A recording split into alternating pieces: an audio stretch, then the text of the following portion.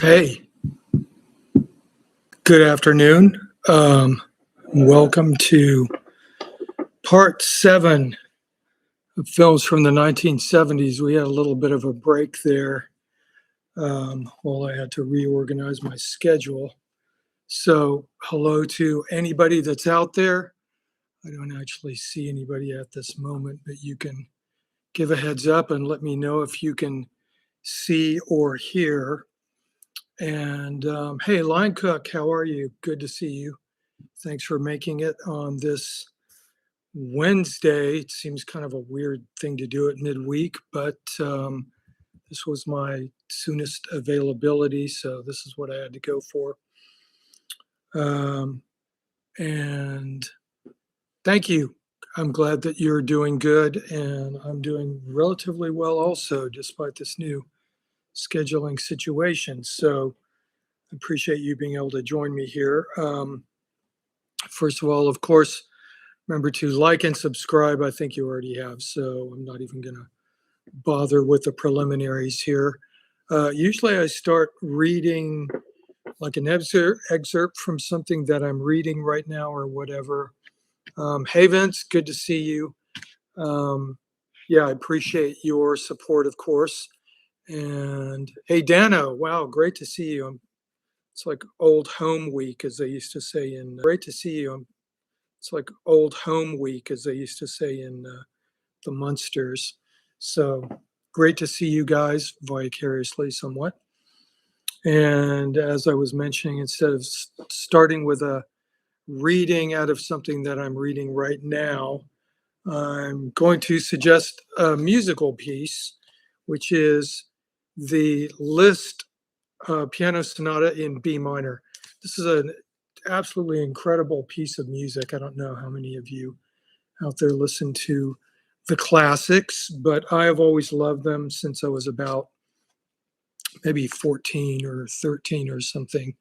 And I was exposed to the Firebird by Stravinsky, and that was my gateway audio into the world of classical music, which I've never stopped listening to, and that I actually listen to more as I am aging into that twilight era that we call old age, or at least semi-old age anyway.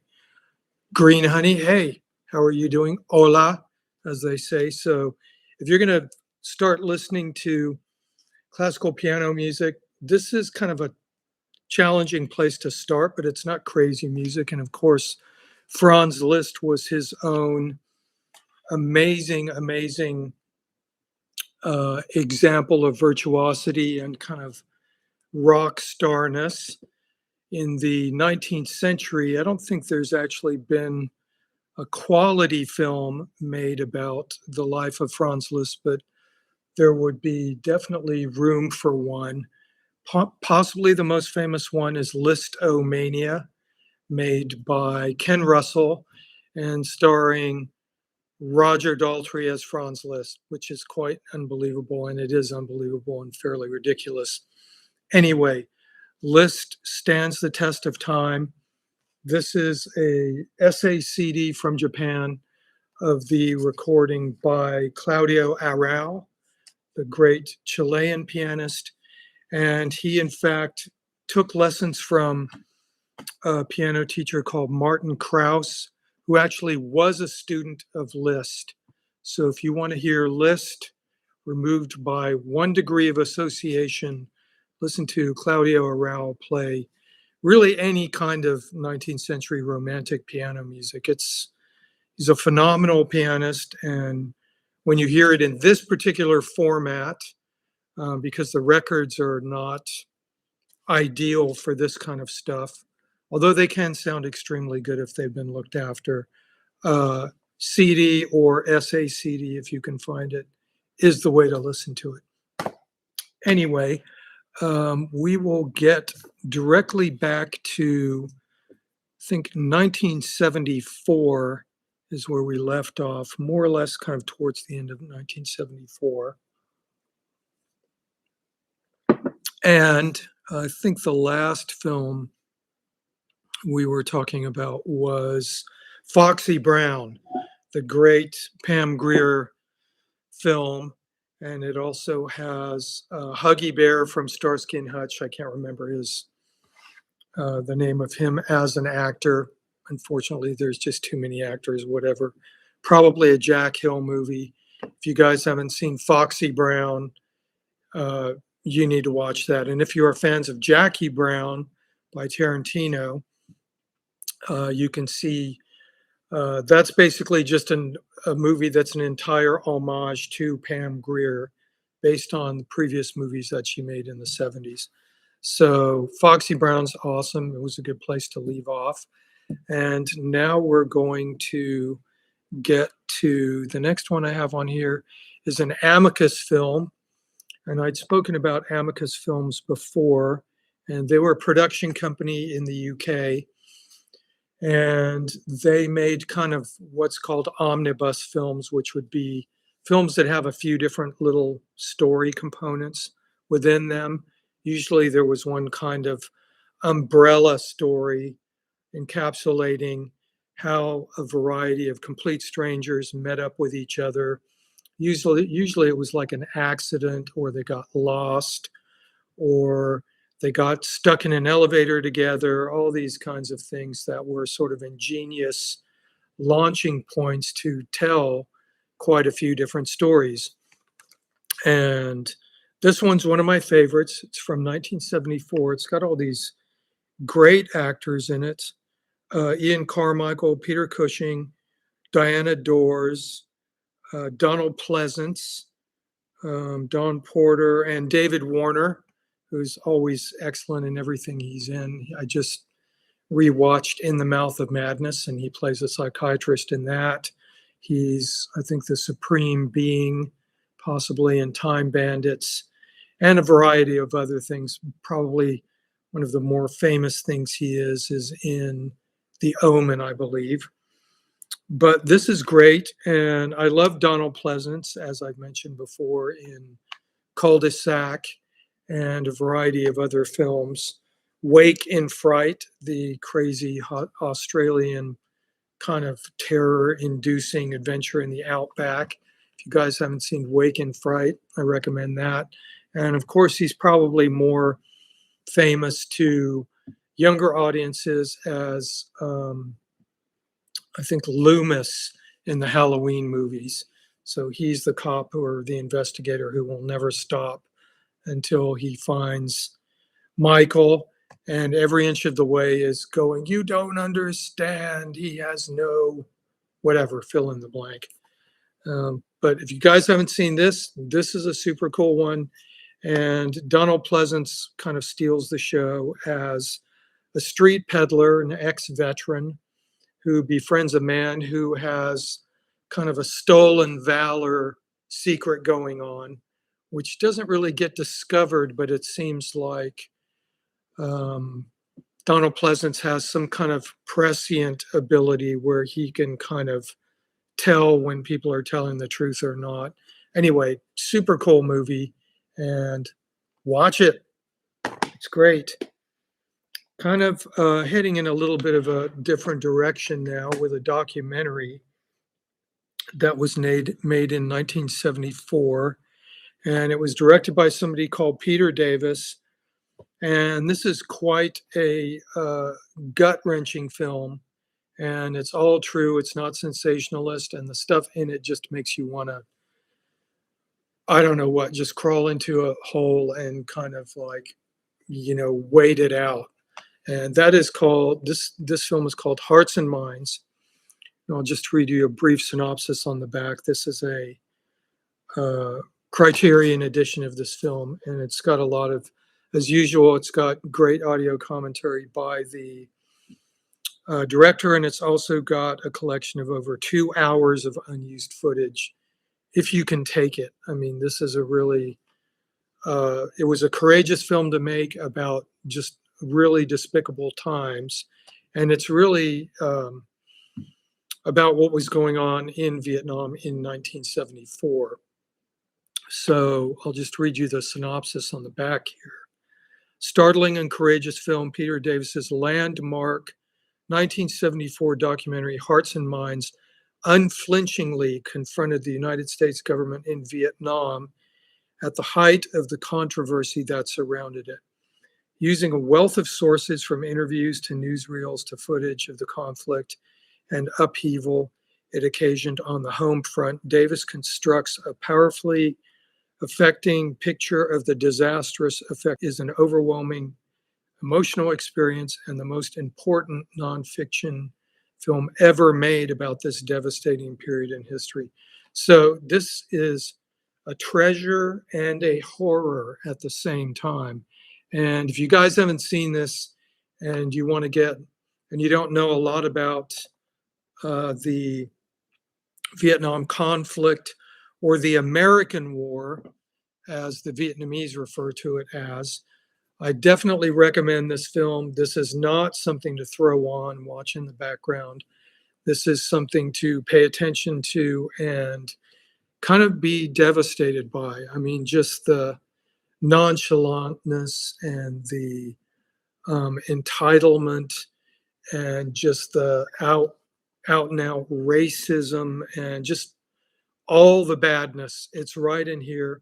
And it's not really commented upon during the making of the film. The film is really just talking heads, and there's not a lot of prying. There's not a lot of conversation leading. There's no leading questions. It's just very straightforward. And it is a staggering film. I'm not sure if I ever saw this in a theater. It's possible I might have seen it on a re-release maybe in the 80s or something, possibly a repertory cinema in Los Angeles or San Francisco, 70s or 80s. Anyway, I can't recommend this one enough, as kind of unflinching as it is. Whenever I see a movie described as unflinching, somehow I got to find out about it. So yeah, Hearts and Minds, amazing film. Also released in 1974. And kind of continuing that theme a little bit of war and its repercussions, we have this film here, The Night Porter, directed by Liliana Cavani. And this is an excellent film if you're a Dirk Bogarde fan, which I am, and also Charlotte Rampling fan, which I am also. This is going to be right up your tree. These are great actors. And I'll give you the synopsis off the back of this one if you haven't heard it. In this unsettling drama from Italian filmmaker Liliana Cavani, concentration camp survivor Charlotte Rampling discovers her former torturer and lover. Dirk Bogarde working as a porter at a hotel in post-war Vienna. When the couple attempt to recreate their sadomasochistic relationship, his former SS comrades began to stalk them because they're worried that he's going to give away secrets. So this is an amazing film. It's got some scenes in it that are just, they're going to get branded on your brain and you're not going to be able to forget them, for good or for worse. And just the hotel where Dirk Bogarde is kind of the concierge and the night porter is just this collection of a whole basket of crazies that all have secrets having to do with World War II and the Third Reich and a variety of other things that they want to keep secret. And it's an amazing film. I mean, this is one of the great films about alternative relationships and the complexity of the things that people get into when they get together and it's only them deciding on what they want to do. And I recommend this. And this is a great restored version of it. If you've got a library, it's more than likely your library may have this in it. But otherwise, if you subscribe to the Criterion channel, this will probably be on there. But great performances, great cinematography, excellent direction. This is really a fantastic film. And heading in yet another direction, well, still in 1974, we have this film Truck Turner. And this is a blaxploitation film. And it's not directed by Jack Hill, but it's directed by somebody called Jonathan Kaplan. I haven't looked into other stuff that he's directed. This is actually a Spanish Blu-ray. It was the only way that I could get a Blu-ray of it. So you can just select the English language and get rid of the subtitles, and you've got the film in Blu-ray. And it starts the great Isaac Hayes. You can see him on the back here using a Colt Python 357 6-inch barrel gun, which he wields most effectively during the film. And he is basically a skip tracer, i.e. a bounty hunter. And he basically goes after people who've jumped bail. And he's got a partner, and that's all they do is they go out and hunt people who jump bail. And he gets into kind of a war with some pimps that are trying to take over the drug trade and the pimping trade in Los Angeles, pretty much. It's got Yaphet Kotto in it, who you may remember from Alien and quite a few other films. A great actor. And it's also got Michelle Nichols, who was Uhuru in Star Trek, but the role that she plays in here is amazing. She plays the role of a madam who inherits a brothel from a pimp who gets killed. And if you only know Michelle Nichols from Star Trek, you've got to watch Truck Turner because she's absolutely great in this film. And this film has a lot of really, really great dialogue, interesting chase scenes, and just, basically Isaac Hayes and his partner doing whatever they need to do to get people to talk about things they don't want to talk about. So they're hanging them out the window. They're just doing all kinds of stuff. And one of the great things about this film, besides Isaac Hayes and Michelle Nichols and Yaphet Kotto, is it also has Scatman Crothers in it. Great actor who probably most famously is known as the groundskeeper or the housekeeper in The Shining. And he's great in this film. He plays a pimp who gives Truck Turner some info on one of the troublemaker pimps. And Yaphet Kotto plays a pimp called Harvard Blue. And there is a scene in this film that features a pimp funeral.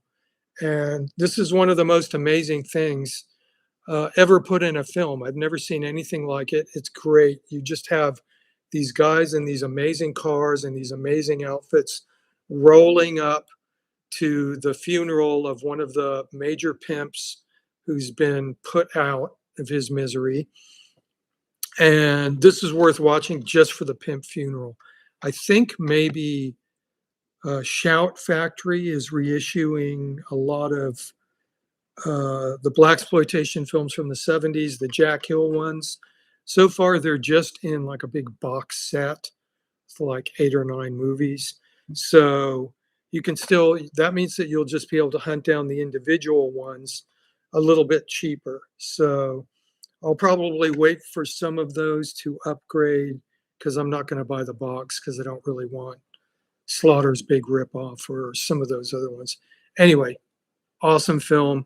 If you like Isaac Hayes, which I do, this is great. And of course, he did the score too, which is, it's a cool Isaac Hayes score. I don't own the soundtrack to this, but I do have 3 or 4 of the great Isaac Hayes reissues on craft recordings like Black Moses and what was the other one? Hot Buttered Soul, and a couple of other ones too.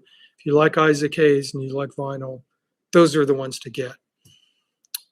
Next, and we have spoken about this movie previously, Zardoz.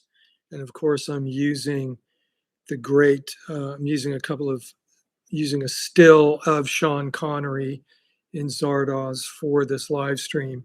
And why wouldn't you? I mean, it's the most amazing outfit Sean Connery ever put on, and that's saying something. So I'm just assuming you guys know about Zardoz, but I will read the synopsis on the back in case you don't. And yes, it is as insane as the cover looks. Um, so this is directed by John Borman, who also made Deliverance, which I'm sure you guys know about, or you should. A great sort of survival tale. Ned Beatty, Burt Reynolds. Who else? Other people in it are John Voight, um, and a couple of other people that I'm forgetting about, unfortunately. But anyway, this is awesome. John Borman never really made a bad film, I don't think. So it says, writer-director John Borman's fabulously bizarre Zardoz is a visually stunning science fiction fantasy fable featuring Sean Connery as the spanner in the works of a dreamily languid future society. A primitive atom, Connery's Zed, charges like a bull through the china shop of civilization from which all signs of lusty humanity have been drained. So he basically shows up in a society where people can live forever, and he is actually death. And so they all get kind of turned on by this. So it's an extremely perverse concept, but it works and it's great. This also has the fabulous Charlotte Rampling in there. And I think Charlotte Rampling is even still making films. So Charlotte, if you're out there, thank you for this and The Damned and The Night Porter and all those other great films that you made. This is the Twilight Time edition. I think this might have become a little bit pricey at this point because somebody sent me a message saying that it's not streaming anywhere. So they were forced to purchase this one, I think. But this is a great transfer. And of course, like a lot of the Twilight Time Blu-ray issues, they have an isolated music score, which is really cool because you can just put it on and you can just listen to the music of it, which is a great score. And this music score is by, who's it by?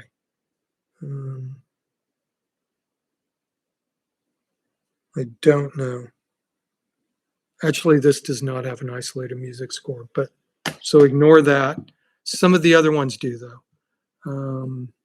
Let's see. Next, gosh, it's amazing how many great movies there are in 1974. Next, Barry Lyndon, directed by Stanley Kubrick, based on a novel by William Makepeace Thackeray.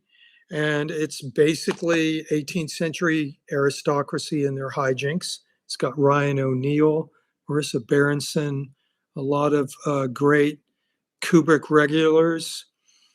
The synopsis basically is adventures of an incorrigible trickster whose opportunism takes him from an Irish farm in the battlefields of the 7 Years' War and the parlors of high society. So this is an amazing film. If you've never seen it, it's incredible to watch. There's all kinds of, like every Stanley Kubrick movie, there's all kinds of mythology behind it. One of the great pieces of mythology behind Barry Lyndon is that Stanley Kubrick wanted to shoot the candlelit scenes with nothing but candlelight. So he was just a complete technician and just really a fanatic about aperture and lens creation and how lenses were built. So he was always monitoring kind of the evolution of these sorts of technologies and writing letters to all kinds of technical people going, well, here's literally giving suggestions to people who were lens crafters. And he had discovered that NASA had made some of these lenses that could be used in extremely low light. So he got in touch with, I think, the company that manufactured these lenses and then just said, okay, so here's the kind of film I'm using, here's the kind of apertures I want to work with, here's the kind of, he knew basically exactly what the measurement was of the amounts of candles that he wanted to use. So he's literally throwing math at these lens makers and going, well, can we work on this? Can we work on that? And so it was just a process. And eventually he got the lenses he wanted. And when you watch this film, you're kind of awestruck by those particular scenes, and they seem really incredibly magical. And this is a great transfer. I believe there's now a 4K version, which I might probably have to upgrade to, just because if you can get already incredible looking films, even 10% or 15% more incredible, and you are kind of a film nut like me, you want to do that. You feel obliged. So I did see this in a cinema when it came out in London. I think it was maybe 16 or 15 possibly at the time. I didn't have to lie to get into this one like I did to see Clockwork Orange. But I remember it being kind of a boring film. I mean, for me at 15, I was going, well, this guy's just kind of an idiot, and he just seems to be falling into trouble all the time, and he just makes he makes all these incredibly wrong decisions. He's completely naive, but somehow he just keeps failing upwards until eventually he marries a duchess and becomes a duke or a baron or something like that. And then, of course, he screws that up because he is essentially an idiot. Basically, he's a person who should have never left the farm. He should have stayed on the farm, but he doesn't. But if he would have stayed on the farm, we wouldn't have this amazing film or the novel. I haven't read the novel. I'm not really completely hot on 18th century novels, or is it 19th century? I think it's 18th century Thackeray. I'm not crazy about that stuff. It's a little stilted. I enjoy some of the descriptive stuff, but this is absolutely a film worth watching, as all of Stanley Kubrick's films are, and they really take you someplace. He spent just countless hours in research and was really a perfectionist. And like Kurosawa, he just got a group of people that he kind of worked with more or less over and over. The same sorts of technicians, lighting people, DPs and stuff. And it really shows. I mean, his movies are still perfect. Although I did actually read an article once that was kind of was like one of these sort of sensationalist articles.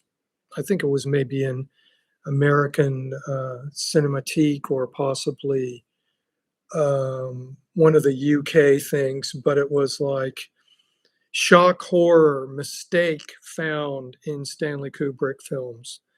And it basically found, out of all of his films, it found basically two mistakes. One was in 2001, and I'm trying to remember what the other one was. It wasn't in Barry Lyndon. Maybe it was Eyes Wide Shut in 2001 or something. Anyway, I'm not gonna tell those to you right now. You guys can go and seek those out. But it was funny because they were so minor that obviously nobody ever said, "Hey, wait a minute." They're not like the obvious ones. But Barry Lyndon, more greatness from Stanley Kubrick, which is just, it's all great, whether you like it or not. You have to admit that it is great, and it is. Next film I have is a really weird film from 1975. Okay, Barry Lyndon was the first 1975 film that we're talking about. So we're officially out of 1974. We're into 75. And this film, Black Moon, directed by Louis Malle, is really cool.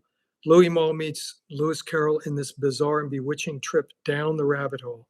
After skirting the horrors of a mysterious war being waged in the countryside, a beautiful young Lily takes refuge in a remote farmhouse where she becomes embroiled in the surreal domestic life of an extremely unconventional family. So this is kind of like an old dark house type of thing. And I think the war is even like a war between men and women or something like that. I haven't watched this in a while, but I remember it being really crazy and really interesting. And this is a cool film. If you've never seen it or heard of it, check it out. You won't be disappointed.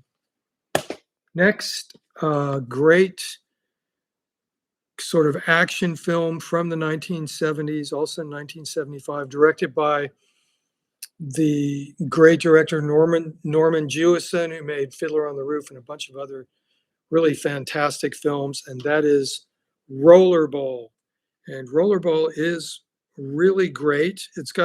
This one does have an isolated score on it. It's a Twilight Time film, and the score is by Andre Previn, the great composer, director, conductor, musical director anyway. Fantastic conductor. He conducted a piece of Messiaen's that I really, really love. His recording is like the state-of-the-art recording of it. But this has James Caan, and it's basically in the future, there's no more war. And instead of war, there's people that get on roller skates and motorcycles and kill each other to see who can win. And James Caan is somebody who's he's been a legend. He's phasing out, and the corporation that runs the rollerball league wants him to leave because they have a plan for somebody else to come up, and he decides he doesn't want to leave. And so it's basically one of those individual versus the corporation things that used to happen in the 70s a lot. And James Caan is great. The premise of the film is great. The action scenes are great. I think people actually got hurt in this. Not that it makes it better, but it certainly makes it more authentic. And when you're watching it, it seems really dangerous. It doesn't seem, hey, we're doing, nobody's going to get hurt while we're doing this. It seems like they're just kind of, okay, we're doing this, ready, let's go, we're doing it. And we're not going to stop rolling no matter what happens. And you really get the feeling of that when these action sequences are going on. It's kind of like some of the sequences in The French Connection, if you guys have ever watched that. The great, what's his name film? He made The Exorcist also. Drawing a blank on his name exactly, and Sorcerer. But anyway, Rollerball is a great film, and you guys should check it out if you haven't. Avoid the remake. It's the dumbest thing ever. I was writing for a kind of a weekly newspaper in the, hey, Don Joe. Thank you. Pay attention to the road, please. I need you back here for your great suggestions, but thanks for being here. Where was I? Can't remember. Anyway, Rollerball. Oh, yeah. The remake of Rollerball is awful, entirely unnecessary, like 90% of remakes. I always think they should just remake awful films because, I mean, the only way is up. If you remake really good films, the only way is down. I guess you just have to make them so amazingly good that nobody even dares to remake them, like Stanley Kubrick or Kurosawa or Bergman, even though I think there's been some hanky-panky. So yeah, I saw the remake of Rollerball and had to review it for this weekly paper I was writing for. So maybe I'll read it to you guys next time, because I think I produced what it was a fairly scathing review of it. I was basically telling people, don't go watch it, just rent the original from Blockbuster. So next film, also from 1975, is a film called India Song. And this is a film by a woman called Marguerite Duras. who was a French literary character, French literary author, and wrote a lot of quite interesting books that had some controversy attached to them or whatever. More or less, one of the leading figures of post-war French literature. And when she started making films, she basically came from zero. She wasn't trying to imitate anybody or anything. And her films remind me of maybe lingerie commercials in the 90s or something, where it seems like there would just be all these people draped around looking completely vacuous. Now that I think about it, I think they were probably imitating her in these films. And this is a nice little set. It's got two of her films on here, India Song and Baxter, Vera Baxter.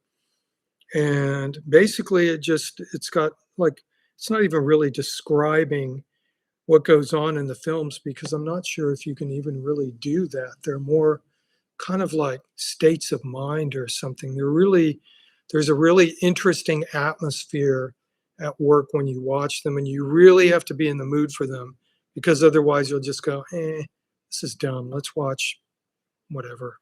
I don't know, Stranger Things or whatever. So I'll just read you a little bit of the blurb on the back. One of the major figures of post-war French literature when she launched her equally fascinating and unclassifiable career in cinema, translating her elliptical experimental style to the screen through an unprecedented vision of hypnotic, highly stylized imagery and radically disjunctive sound. I think that's really accurate. And actually, now that I'm thinking about it, I don't know if you guys are familiar with Tom Ford. Tom Ford's kind of a fashion tycoon and did some kind of interesting work. And then I think he went to work for maybe Chanel or something for a while. But then he started making movies, and his movies are very highly, highly stylized. And the people look really good. The production is outrageous. Cinematography is amazing. I'm trying to think of one of the titles of his films. He hasn't made a whole bunch of them. I think I was just reading that he does have a new film coming out, but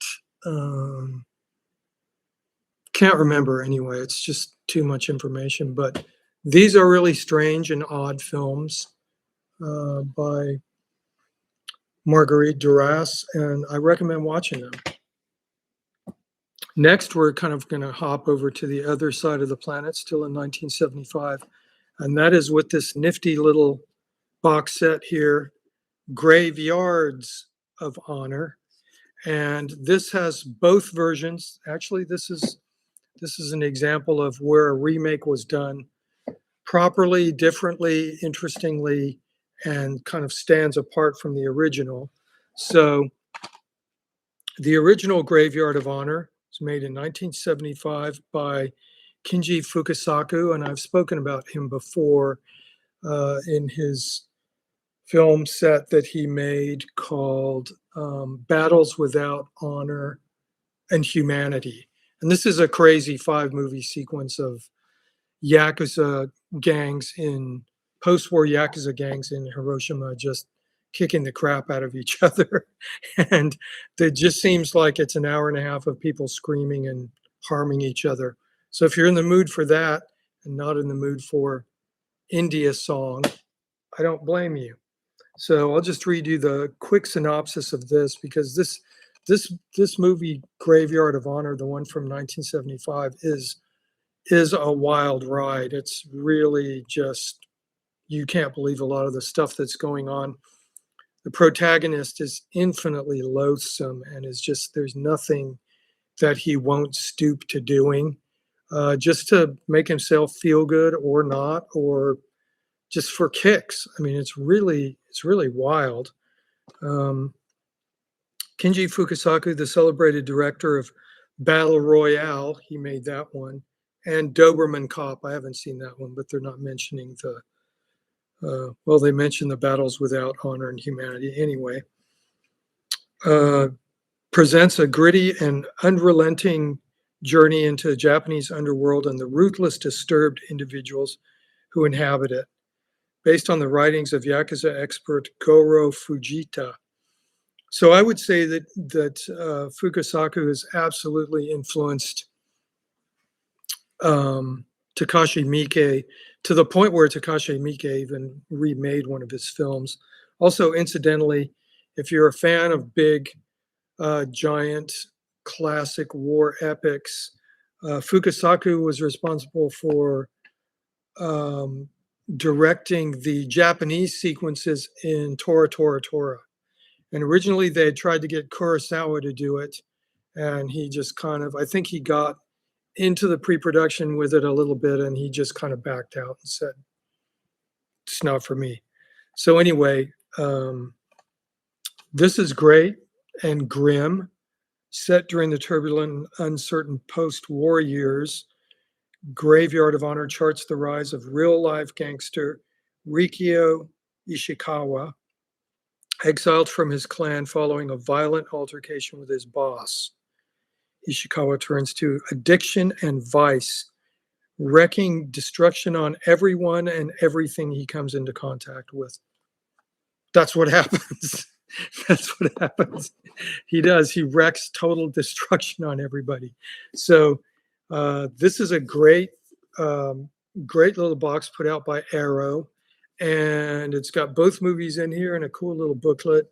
And this is, if you like the ultra violence and you get in the movie for it occasionally, these are wild, wild movies. I mean, nobody does this stuff like the Japanese.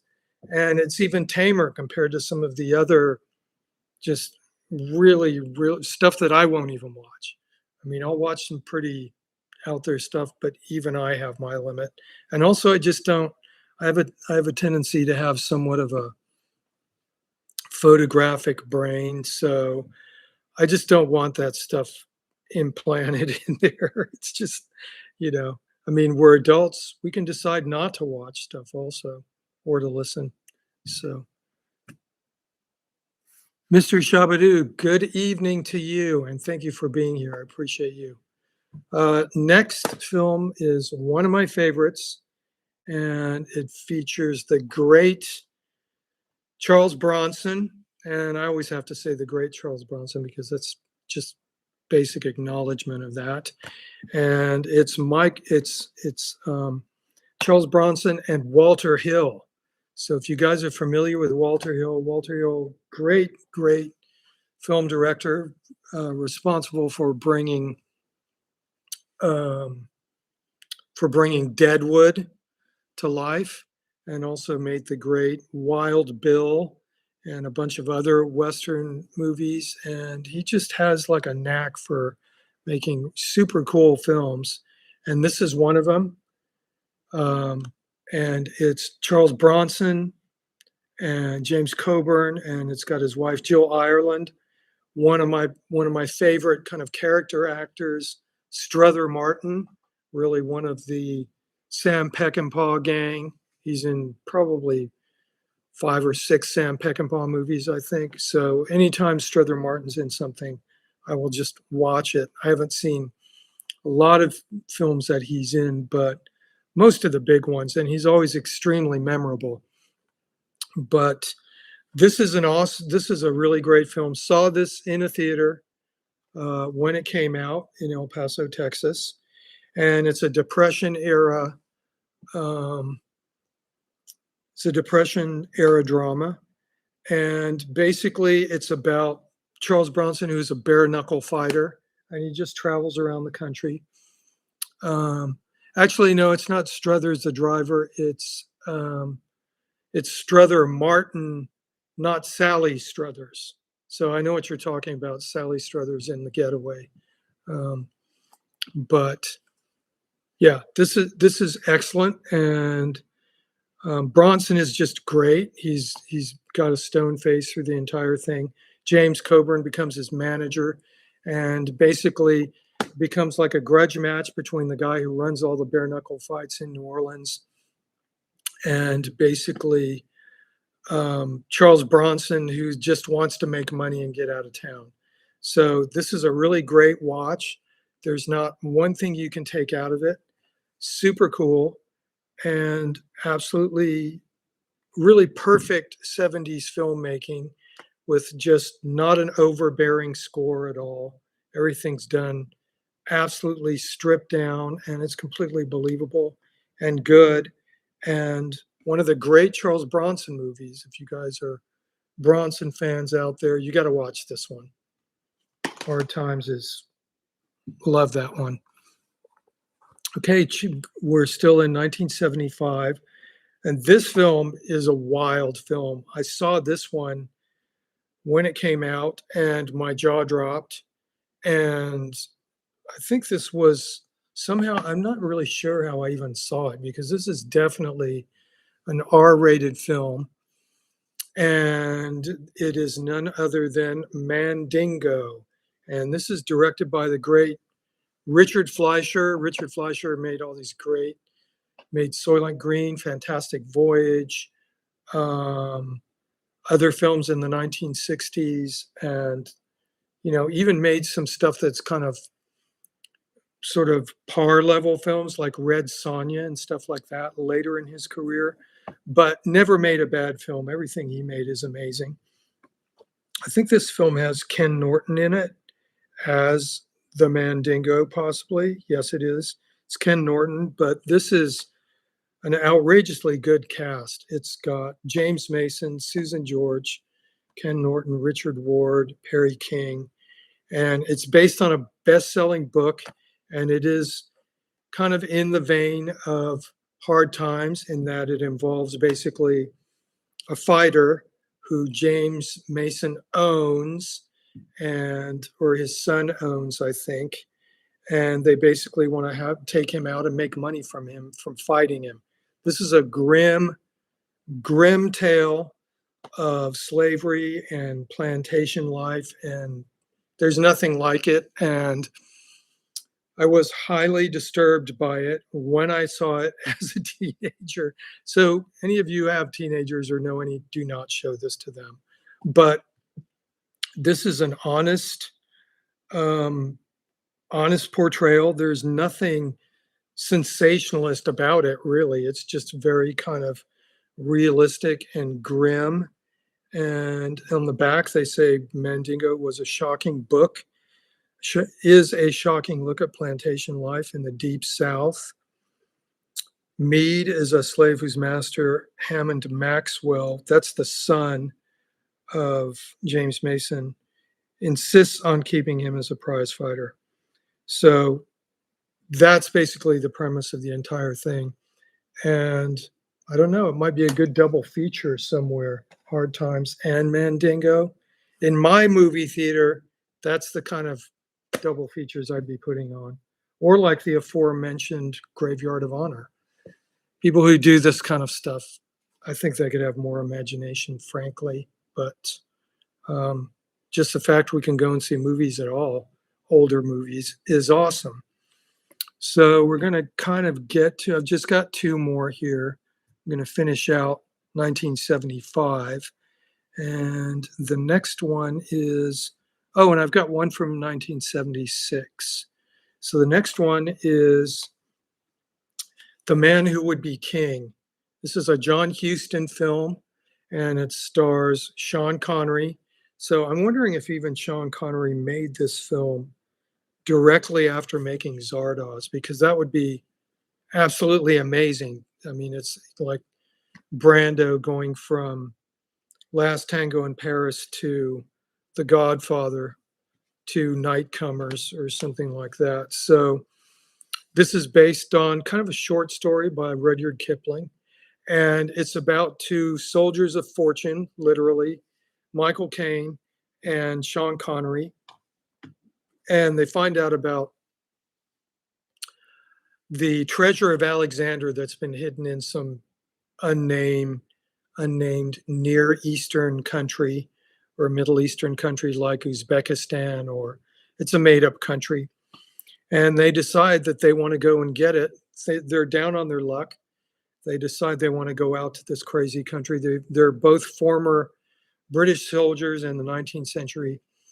They decide they're going to go out there and get the gold and basically bring it back and live like kings or whatever. So, needless to say, things go terribly wrong. But this is directed by the excellent and legendary John Huston, and it's really a fantastic film. I never managed to see this in a cinema when it came out, but I would love to see this in a cinema. It's one of those big widescreen epic films. They threw all kinds of money at it. They didn't care how much it cost to make this film. And it's got scenes in it like this. I mean, and those are real people. That's a real landscape. This was before any kind of digital tomfoolery. And just watching this film is really fantastic. You're completely engrossed in their endeavor to go and steal Alexander's gold. They think they're just going to be able to go and take it. And then they go there and things go in this other direction. They realize they're going to have to steal it. And it's literally them versus thousands of people who want to kill them. So this film has everything in it. It has comedic moments. It's got romantic moments, genuine romantic moments. It's got spirituality. It has warfare. It even has comedic moments. And the comedy is not broad comedy. It's really comedy on a human level. And if this ever shows up in a movie theater, for you people who live in towns that have repertory cinema, you should run to see it immediately, because it's got Sean Connery doing this kind of thing in it, which is amazing. Literally walking across bridges that are strung across canyons. He's doing it for real. And so this is one of the really great things about this film. And this is reminding me that I'm going to want to watch this again, because revisit this film again soon, because it's one of those ones where you walk out and you just go, wow, that was really good. And I think this might have been around the time that he made possibly Fat City. That might have been a little bit later. But it's John Huston. John Huston never made a bad movie. He was in some really weird ones as an actor, such as, I think he's in Battle for the Planet of the Apes or something, Conquest of the Planet of the Apes, something like that. But magnificent film. That's all I can say about it. It's great. And of course, Michael Caine and Sean Connery you can put them in just any old crap and they make it better. So the very first film that I'm going to talk about from 1976 is this film. It's one of the most notorious films ever made. And I know that sounds like nothing or whatever, but there was a time when genuinely notorious films were made, and there had to be big discussions about them, whether they were even going to be allowed. When word got out about them even being made, the church got nervous, film distributors got nervous. Lots of people got nervous, and people got nervous about this film to the point where, or I don't know if it was as a result of this film, but certainly the director who made this film was murdered after he made this film. Probably not because of it, but who actually knows? And that film is Salo, the 120 Days of Sodom. And this is based on a book by the Marquis de Sade, which is alternately a terrifying and awful and nasty, nasty book, and at the same time kind of a comedic book, and weirdly also a satire. It's got so many layers to it that I could probably talk about just the book for an hour. So I don't know anybody out there who's read this book, I'm not going to talk about it for an hour right now. I'm going to talk about the film. But basically, the premise of 120 Days of Sodom, this is, I would say that this is a sort of interpretive approach. It's like using the story as a skeleton and kind of hanging this other thing on it. And basically, the story of 120 Days of Sodom is a bunch of degenerates, a bunch of aristocrats and men of power.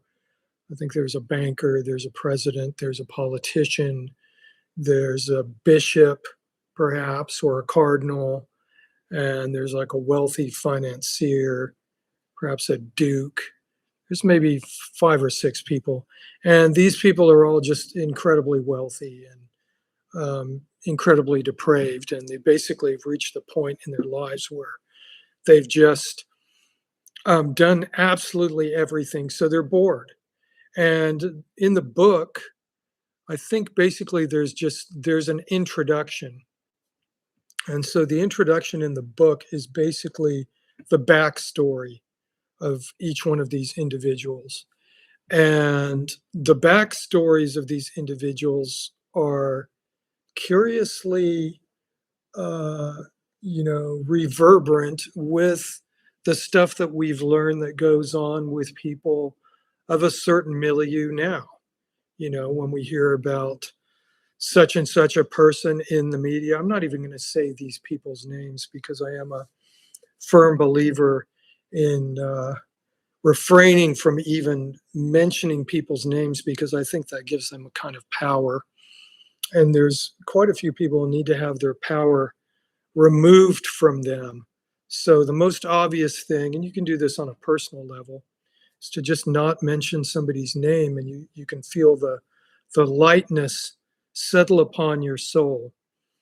But anyway, if the media, and let's just say the legacy media in particular, would just not even mention certain people,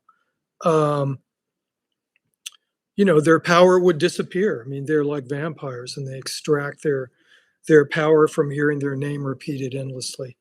Anyway, yeah, the aristocrats. Yeah, like that, exactly. But this is for real. And of course, we don't. Anybody who even knows the smallest amount of history knows that the upper classes are just ripe for ridicule, satire, and making fun of, and just chopping the heads off of, like the French did. I mean, okay, they got a little carried away with it, but yeah, we all know what those people do, and we all know what the successful and the wealthy have in their back pocket, their front pocket, their front yard, in their drawer. We know what they're doing.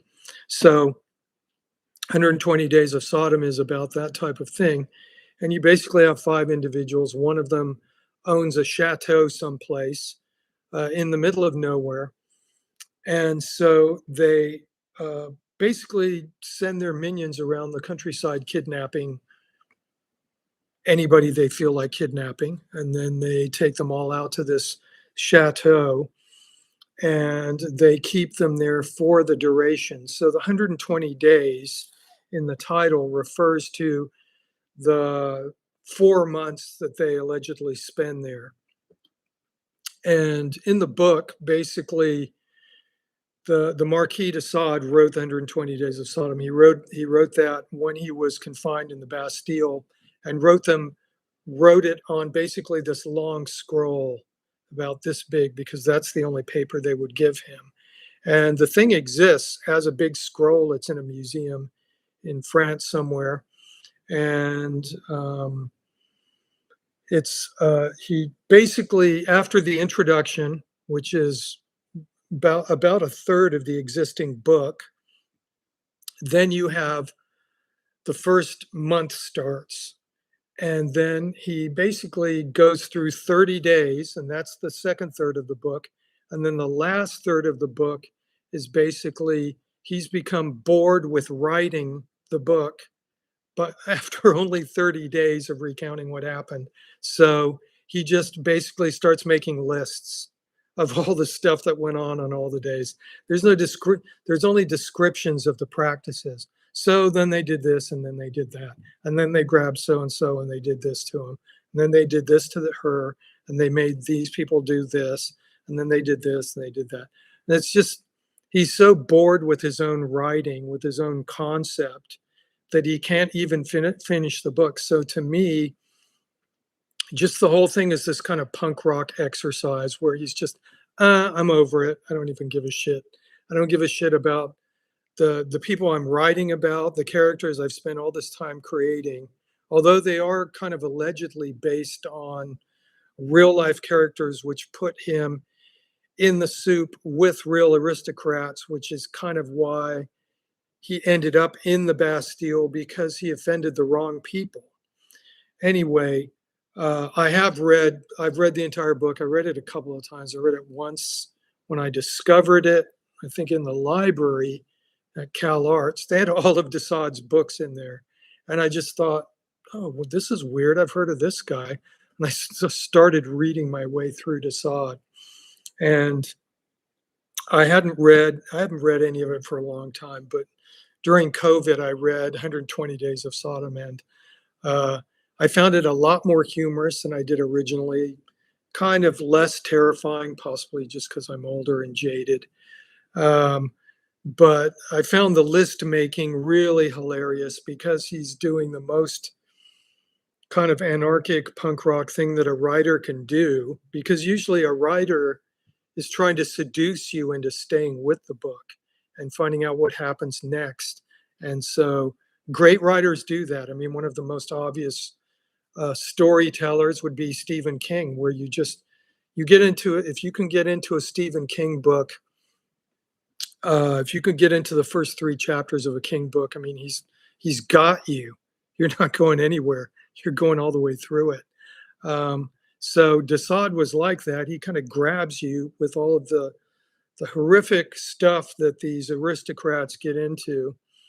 And then he's still hanging on to you. You're still hanging on through the first 30 days. You're going, okay, we know the back history of these people. It's kind of like something like Better Call Saul, where basically, you've got all this foreshadowing going on because of Breaking Bad. So Better Call Saul supplies this kind of backstory that really great films do with the characters in them. Some of them just drop you into the middle of not knowing anything about a character. It gets slowly revealed. Other ones take you through the entire history of characters. So Desaad is really kind of cunning and anarchic. He sets you up going, okay, these are the most appalling people that France has ever produced. And okay, we can't wait to find out how can they get more depraved? I mean, it almost seems impossible how they can get more depraved. And yet somehow they do. And you get basically through the first 30 days, and then Desaad goes, that's all I got for you. So I don't have 60 or 60 more days. I don't have two more months of like all this descriptive, just horrific material. I've just got lists for you.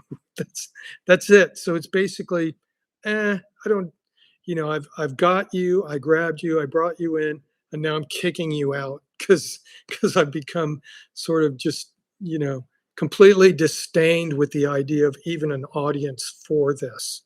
So it's really kind of a great metaphysical action, and I think it makes Desaad a really modern writer. I don't think that there's been a modern writer that's done something to that extent. I mean, I might be unfamiliar with somebody who's done that, but it's really a punk rock bait and switch move for a writer to pull. And of course, he's in prison. He's an aristocrat in prison. He's kind of spilling his guts out to how much he just hates all of those pit. Yeah, I mean, it is kind of a philosophy of the mosh pit. If a mosh pit was made of really loathsome aristocrats, I don't know. But the mosh pit is more kind of anarchic because it's live or die. I mean, if it's I guess it depends on the band, right? I mean, I think mosh pits now are kind of like people jumping around with cameras. I seem to remember an agnostic front mosh pit was kind of something you wanted to be on the edge of. It'd be Slayer pit, depending on the town you were in. Anyway, after all that about Desaad, we have the film made by Pasolini. And Pasolini updated this to basically the end of the days of fascism in World War II in Italy. And oh, joke on philosophy in the bedroom. Yes, of course, that's right. Yeah, that's right. No, it's not a bad joke, of course. I mean, this stuff doesn't translate through text. I mean, so yeah, I thought about that. That's philosophy in the bedroom. Right, exactly. I mean, that's a piece of Desaad writing that Mr. Shabadoo is talking about. So, I mean, we can have philosophy anywhere. Anybody can stomach it. We need more philosophy. I mean, it might help realign the misaligned, possibly, I think. I don't know. So this is great. I think I saw this in a movie theater. I think I saw this in my crazy film class at Cal Arts. People left, all the girls in the class were just, I'm leaving. And then a lot of the males left because they were just going, "Mm." And I was one of the remaining few. And I think the teacher of the class, Don Levy, was a filmmaker himself, made some joke about only the strong survive or something like that. So I was just interested to hear what he was going to say about it. And yes, Pasolini was murdered after he made this film. And so it's been called nauseating, shocking, depraved, pornographic. It's also a masterpiece. The controversial poet, novelist, filmmaker's transposition of Marquis de Sade's 18th century opus of torture and degradation to fascist Italy in 1944 remains one of the most passionately debated films of all time. I'm debating it right now just all by myself. So it's really interesting to read about. Actually, there's a great film about Pasolini where Willem Dafoe plays Pasolini. And so they go some way towards addressing his death and the possibilities for it. And there's even some conjecture out there about how fascism never really went away in Italy. And I mean, of course, fascism, I'm not using fascism in the way that people yelling in the street do now or calling certain people in the government fascists. I'm using it in the actual classical way of what it is, which is originally a paramilitary movement with its origins in Italy in the early 20th century, coming out of futurism and the birth of the power of Mussolini just after World War One.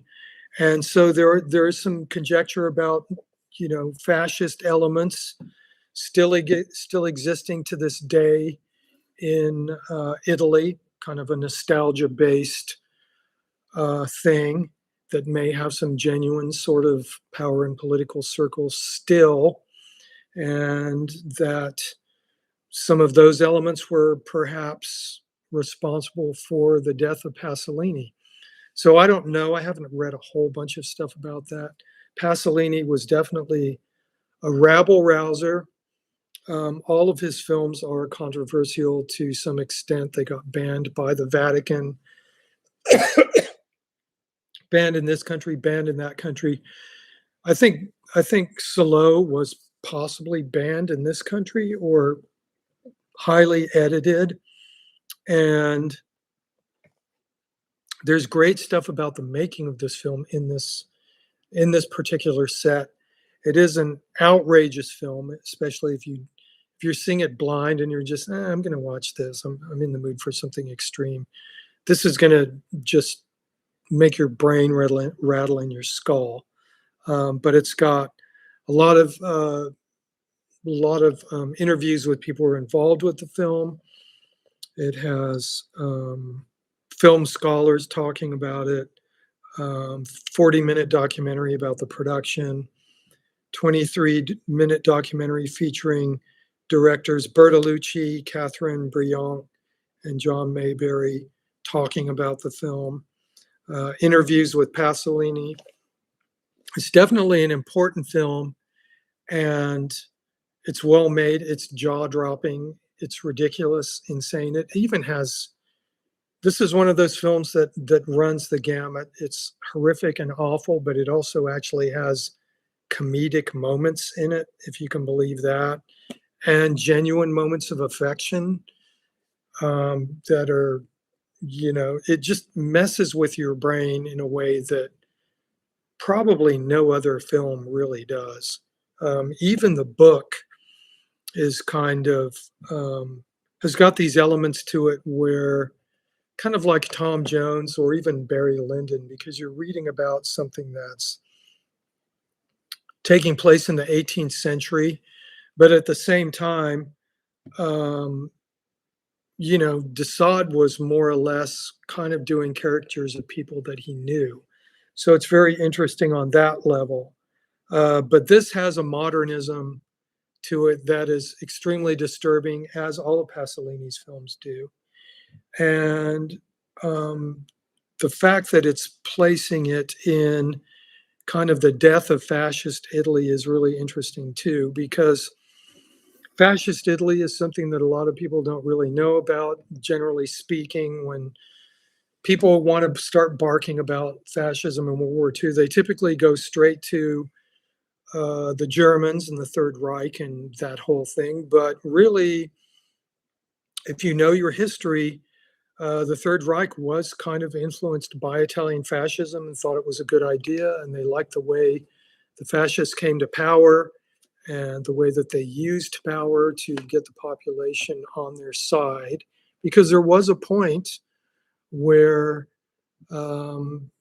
Italy was like all in on Mussolini. They were just, this guy's the greatest thing ever. There were always people who had their sour grapes and were going, well, maybe he's not. And those people were prescient, and they were reading below the headlines. They knew what was going to go on. So this is a really interesting way to have the aristocrats actually using the fascists to just basically get whatever they want. And so it shows that not only is fascism not completely and utterly powerful, but it depends on basically the population supporting them. And it also depends on the oligarchs, just much like in this country, genuine power depends on the people with money and the so-called aristocrats in the society kind of giving the thumbs up for certain things to occur. So that's the philosophy that I'm going to go into, and my sort of take on Desaad and Pasolini, and sort of a minor dip into fascism. I'm not going to go too deep into that. Incidentally, I had just read last year, there's a new great, there's a biography that was written about Mussolini. It's just called M. I can't remember the author. He's an Italian author, and it's basically going to be 3 books on the rise to power of Mussolini. And the first one's been completed, and I think it's actually a mini series on the BBC that is getting extremely good reviews. I don't really have a way to view it. Perhaps Dano can let us know if he's watched that Mussolini miniseries. So anyway, this has been a pretty cool chunk of movies here, and those are my favorites. Obviously, I'm going to be leaving out a ton because the 70s were awesome for film, as all the ones I've been speaking about have shown. So thanks a lot for you guys for being here. Remember to like and subscribe.